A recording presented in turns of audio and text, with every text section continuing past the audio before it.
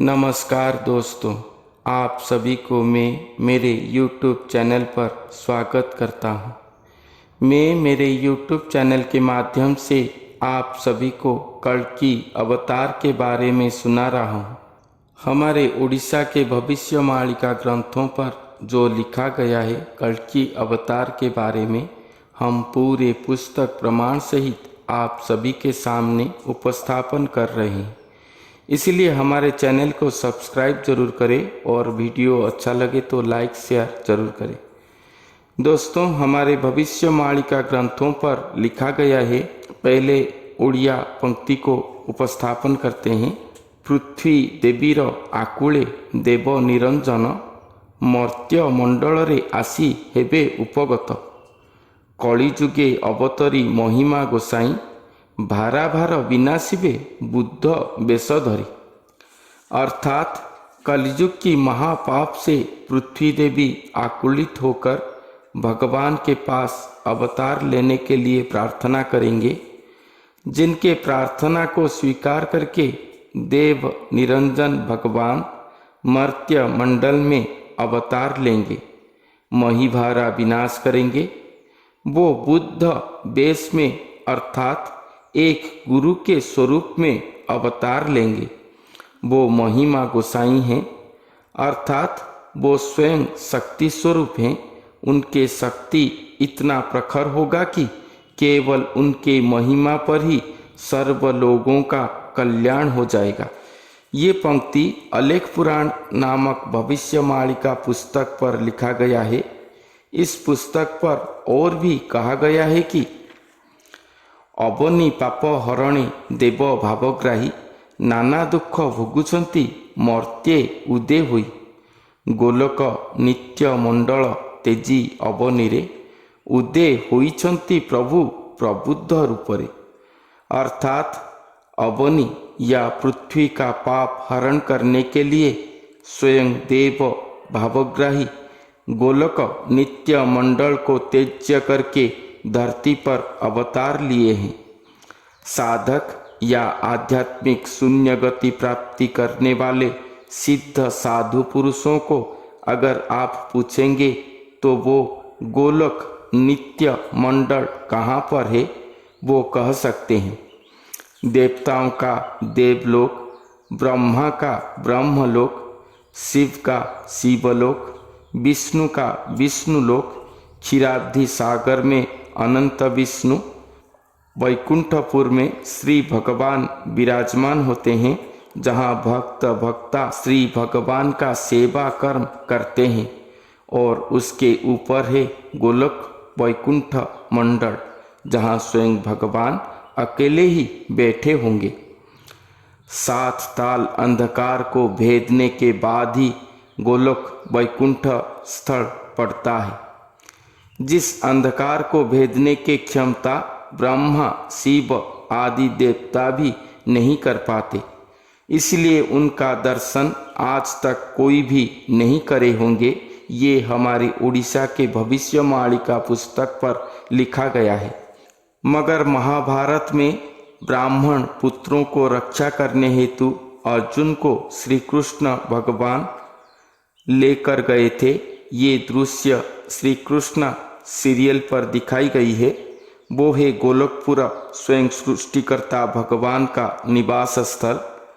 वो स्वयं भगवान इस कलयुग में अवतार लेंगे प्रबुद्ध रूपरे, अर्थात एक ज्ञान बुद्ध गुरु स्वरूप होकर, और मर्त्य मंडल में अवतार लेकर वो अनेक दुख कष्ट पा रहे होंगे। ये पुस्तक पर और भी कहा गया है कि एबे सुन बाप आहे मन कर्ण देई कलिजुगे अवतार नर तनु बही अतिथि बेसरे मर्त्यपुरे उदे हुई दिन काल कटाउछु नाना दुख पाई। अर्थात इस पंक्ति पर क्लियरली कहा गया है कि वो कलयुग में जन्म नहीं लेंगे। वो स्वयं भगवान इस कलयुग में एक नर तनु को या एक नर शरीर को वहन करेंगे या धारण करके धरती पर उदय होंगे। अतिथि स्वरूप में आए होंगे धरती पर। अतिथि जैसे किसी के घर आते हैं कुछ दिन मेहमान होकर, उसी तरह वो स्वयं भगवान अपने सृष्टि चक्र के अंदर कुछ दिन या कुछ वर्ष के लिए रहने आए होंगे। अपने सृष्टि को रक्षा करने हेतु वो धरती पर आकर अनेक दुख कष्ट यंत्रणा से अपने जीवन अतिबाहित करते होंगे। इस पुस्तक पर और भी लिखा गया है कि ए कलिजुगरे प्रभु हेले अवतार, बुद्ध रूप होइछंती अनादि ठाकुर। कली भांगी सत्य धर्म स्थापिबार पाई अवनी मंडले प्रभु छंती उदय होई। कि कहिबी से प्रभुंक स्वरूप कहानी, दुब पालटिब दारू शिला हेब पानी। अर्थात इस कलियुग पर स्वयं अनादि ठाकुर बुद्ध गुरु स्वरूप में अवतार लेकर कलियुग को खत्म करके सत्य युग को स्थापना करेंगे। उनके स्वरूप महिमा को वर्णन करना अति ही चमत्कृत है, क्योंकि उनके महिमा ऐसा है कि वो दूब घास को दारू और पत्थर को पानी कर सकते हैं। दूब घास स्वयं भगवान के मस्तक पर चढ़ाया जाता है और दारू से श्री जगन्नाथ महाप्रभु का काष्ठ विग्रह तैयार किया जाता है। दूब को दारू कर देंगे, यही स्वरूप महिमा का वर्णन है कि वो दूब को दारू कर देंगे।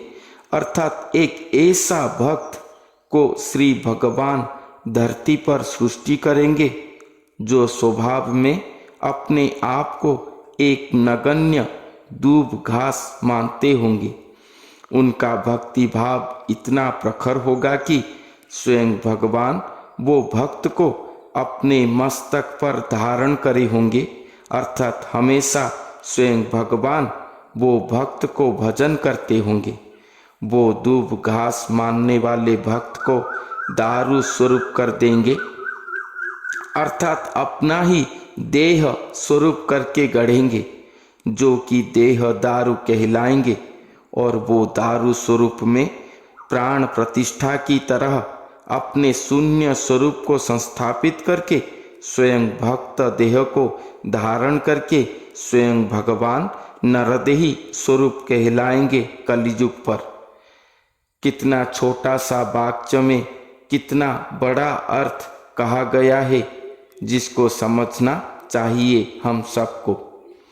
और भी इस पुस्तक पर कहा गया है, आंभे नोहु देवता जे राजा की ब्राह्मण, पुणी ही चंद्रशेखर नुहे आंभ नाम। समस्ते मोहर मुहि अटे सबुंकर, जगत मंगलदाता परम ईश्वर। कली भांगी सत्य धर्म प्रकाशिबा पाई, मर्त्यपुरे उदय हेलु नर देह बही।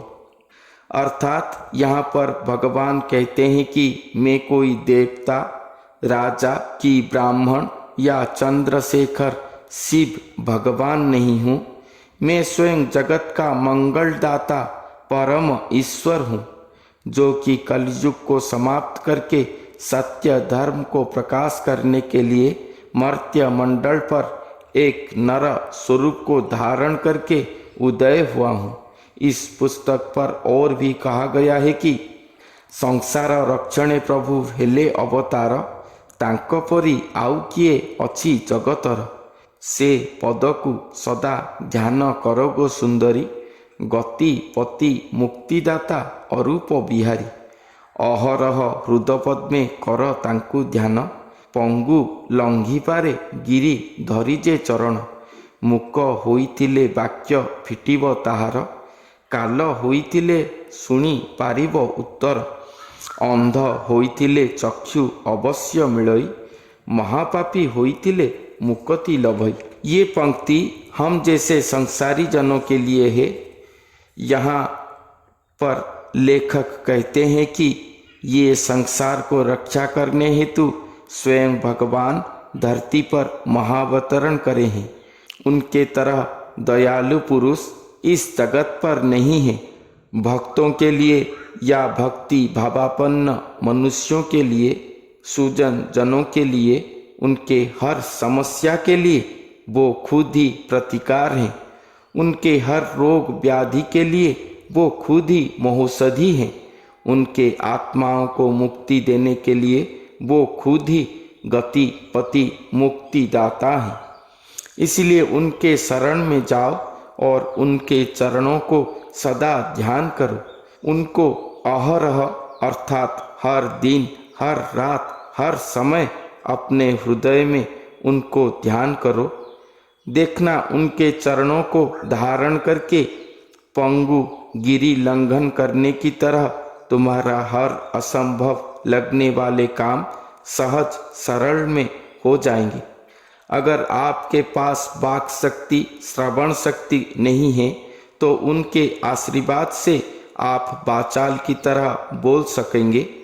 शून्य शब्द से स्थूल शब्द तक सब कुछ आप सुन सकेंगे। आप अगर अंधा हैं तो वो आपको दृष्टि शक्ति भी दान में दे सकते हैं। हर जीव को मुक्ति दे सकते हैं।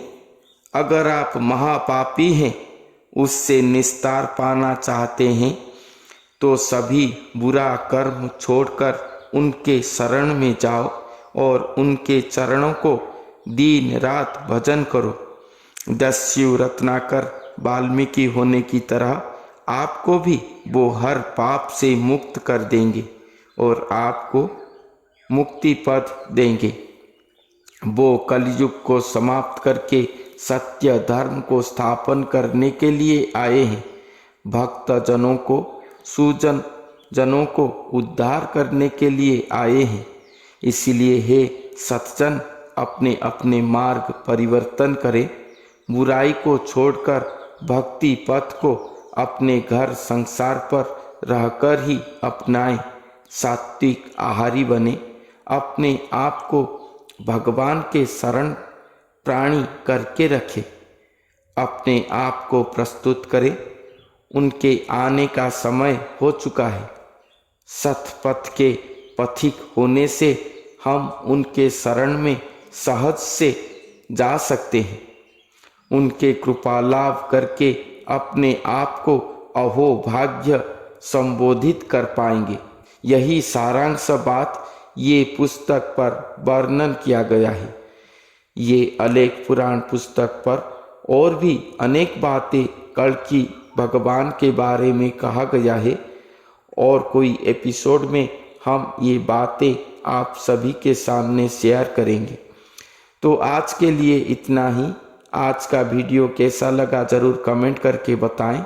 अच्छा लगे तो लाइक शेयर करें और हमारे चैनल को सब्सक्राइब करना मत भूलें। तो फिर मिलते हैं अगले वीडियो पर और एक नई तथ्य के साथ। तब तक के लिए धन्यवाद।